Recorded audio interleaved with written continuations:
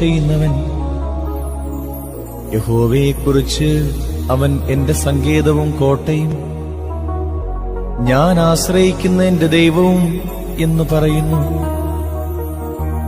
അവൻ നിന്നെ വേട്ടക്കാരന്റെ കിണിയിൽ നിന്നും നാശകരമായ മഹാമാരിയിൽ നിന്നും വിടുവിക്കും.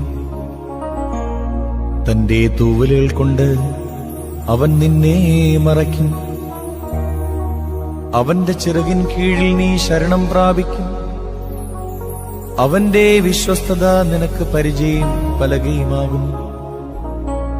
രാത്രിയിലെ ഭയത്തെയും പകൽ പറക്കുന്ന അസ്ത്രത്തെയും ഇരുട്ടിൽ സഞ്ചരിക്കുന്ന മഹാമാരിയെയും ഉച്ചയ്ക്ക് നശിപ്പിക്കുന്ന സംഹാരത്തെയും നിനക്ക് പേടിപ്പാനില്ല. നിന്റെ വശത്ത് 1000 പേരും